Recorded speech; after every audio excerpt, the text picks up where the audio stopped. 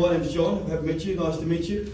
According to the Bureau of Statistics, 43% of Australians identify as a Christian. That's almost half the population. I don't know how many of you watched the State of Origin match on Wednesday night. If you're from Queensland, I'm sure you did. For New South Wales, you might have, but won't admit it. But how many people were watching that match? Yeah, I tell you, not half of the nation, no matter how big that thing was. Christianity is the biggest thing in this nation. We have to understand that. Come on. Yeah. Now, we say 43%, according to the Bureau of Statistics, identify as Christian. But the truth is, probably about 15% of those people, the term was used earlier, experienced. How many of those people have experienced Jesus? And I think that's the question, right? And I think that the closest estimate is around about 15%. So if every one of those 15% in Australia, if every one of those people discipled one person a year, the whole nation will be discipled in 4 years.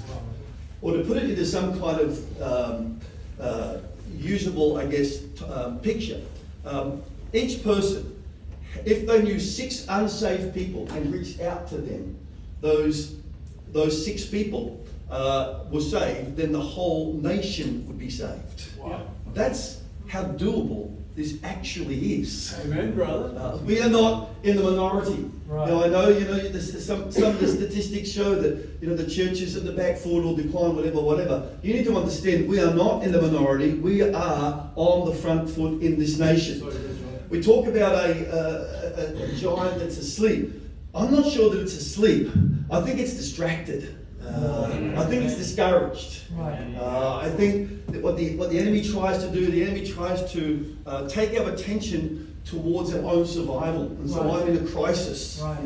And I think, what I think's going to happen? I think a bunch of Christians are going to get to heaven, and they're going to look at a video of their life, and they're going to be like this cut, muscular athlete walking through a preschool, cowering in fear at some toddler.